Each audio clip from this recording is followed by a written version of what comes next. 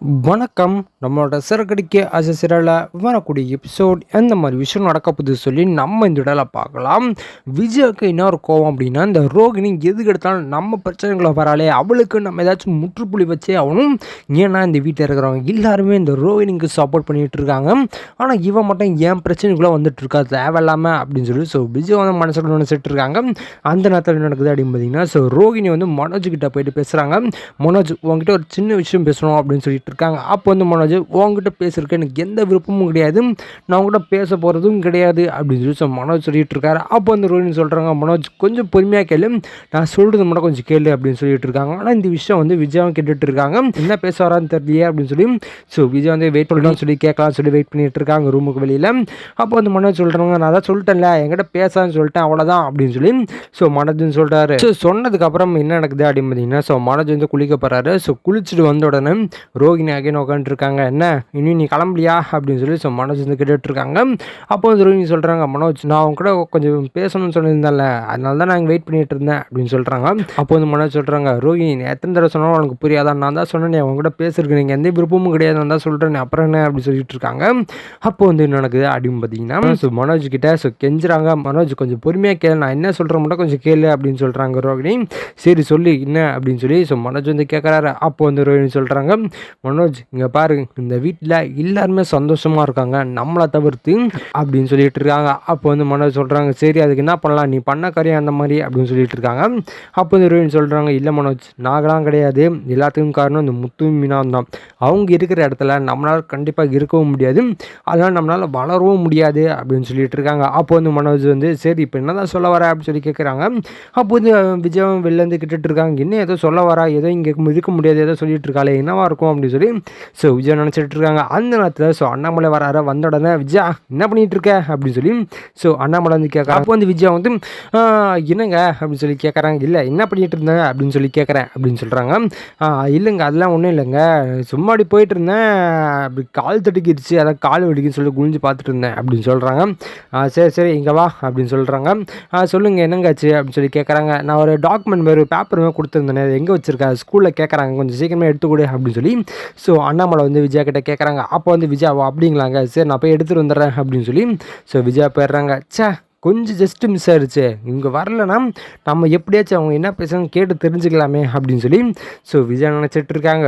இங்கே நடக்குது அப்படின்னு பார்த்தீங்கன்னா, சரி ரோகிணி இப்போ நீ என்ன சொல்ல வர கிளியராக சொல்லு அப்படின்னு சொல்லி மனோஜத்தை கேட்டுட்டு இருக்காரு ரோகிணி கிட்ட. அப்போ வந்து ரோகிணி சொல்கிறாங்க, இல்லைங்க வேறு எதுவுமே இல்லை, நம்ம என்ன தனி கொடுத்தனுக்கு போயிடலாமா அப்படின்னு சொல்லிட்டு இருக்காங்க. அப்போ வந்து மனோஜ், ரோகிணி என்ன பேசுன்னு தெரிஞ்சுதான் பேசுறியா அப்படின்னு சொல்லி மனோஜ் வந்து கேட்டுட்டு இருக்காங்க. அப்போ வந்து ரோகிணி சொல்கிறாங்க, நான் தெரிஞ்சுதாங்க சொல்கிறேன், இந்த வீட்டில் இருந்தால் நம்மளால் முன்னேறவே முடியாது அப்படின்னு சொல்லிட்டு இருக்காங்க. அப்போ வந்து மனோஜ் வந்து, ஓ அப்போது என்னையும் எங்கள் அம்மாவையும் பிரிக்கலாம்னு சொல்லி பிளான் போட்டியா நீ அப்படின்னு சொல்லிட்டு இருக்காங்க. அப்போ வந்து ரோஹினி வந்து இல்லை அப்படிலாம் சொல்ல, அவன் வேணா அம்மாவையும் கூட்டிகிட்டு போயிடுவோம் அப்படின்னு சொல்கிறாங்க. அப்போ வந்து மனோஜ், இங்கே பாரு நீ சொல்கிறது தலையாட்டுறதுக்கு நான் என்ன தலையாட்டி பொம்மையா, அப்போல்லாம் முடியாது, நான் எதுவும் நான் செய்ய முடியாது, நான் சொல்கிறது நீ கேளு, இல்லைனா நீ பாட்டுன்னு வீட்டை விட்டு வெளில போயிடு அப்படின்னு சொல்லி மனோஜ்னு சொல்கிறாரு. அப்போ வந்து ரோஹினி வந்து இன்னும் நம்மளுக்கு இதுவே கொடுத்து பேச மாட்டேறானு, எது தேர்த்து பேசிகிட்டு இருக்கான், இப்போ என்ன பண்ணுறது அப்படின்னு சொல்லி ரோஹினி நினச்சிட்டு இருக்காங்க. இதுக்கு மேலே இந்த வீட்டில் இருந்தோம்னா நம்மளோட எல்லா உண்மையை முத்துவும் மீனாவும் கண்டுபிடிச்சிருவாங்க, அதை நம்ம கண்டுபிடிக்காம ஏதாச்சும் ஒன்று பண்ணியே ஆகணும் அப்படின்னு சொல்லி ரோஹினி நினச்சிட்டு இருக்காங்க. அப்போ வந்து விஜயா வந்து அதாங்க பேப்பர் அப்படி சொல்லி எடுத்து கொடுத்துட்றாங்க. அதுக்கப்புறம் தான் விஜயா யோசிக்கிறாங்க, ஏதோ தண்ணி கொடுத்தனுக்கு போகிறது தான் மனோஜ்கிட்ட பேசியிருக்கான், அது முன்னாடி நல்லாவே தெரியும், இவளுக்கு ஏதோ வழி பண்ணி ஆகணுமே, இப்படியே விட்டால் மனோஜை கூட்டிகிட்டு தண்ணி கொடுத்தனுக்கு போனாலும் போயிடுவா அப்படின்னு சொல்லி விஜயா வந்து நினச்சிட்டு இருக்காங்க. அப்போ தான் என்ன நடக்குது அப்படின்னு பார்த்தீங்கன்னா, பார்வதி சொன்ன விஷயம் ஞாபகம் வருது. இந்த மாதிரி ஒரு சாமியார் இருக்கார், ஒரு மலையாளி சாமியார் இருக்கார்.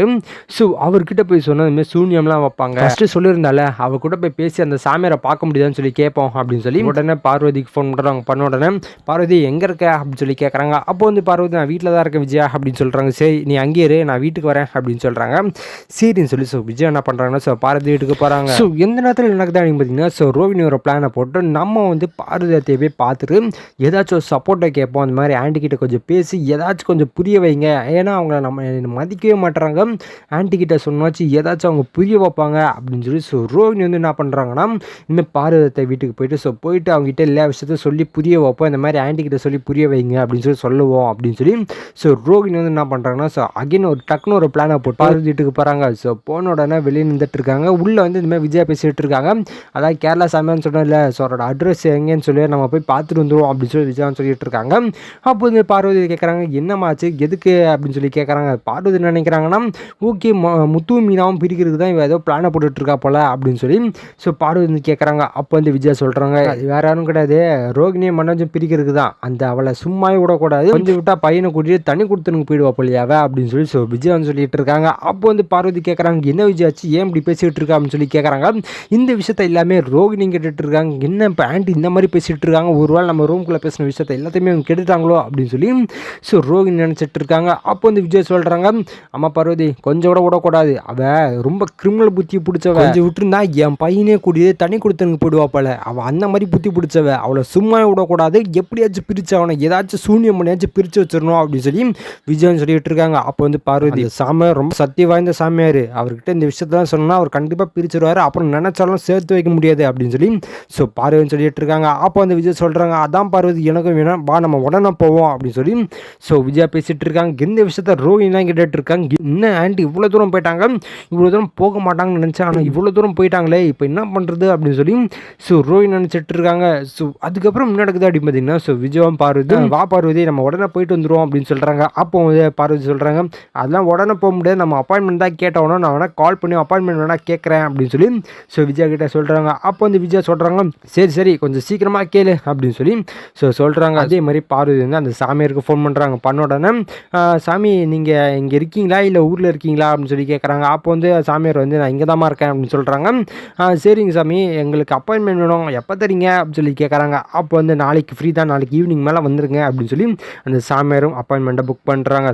பண்ணதுக்கப்புறம் ஆறு வந்து விஜயா கிட்ட சொல்கிறாங்க, விஜயா இந்த மாதிரி அவங்க சாயங்காலம் வந்துடுவாங்க, நாளைக்கு சாயங்காலம் வர சொல்கிறாங்க அப்படின்னு சொல்கிறாங்க. அப்போ வந்து விஜயா என்ன பார்வதி சொல்லிட்டு இருக்க, அவ்வளோ டைம்லாம் இல்லை நம்மளுக்கு, இப்போ உடனே பண்ணி ஆகணும் அப்படின்னு சொல்கிறாங்க.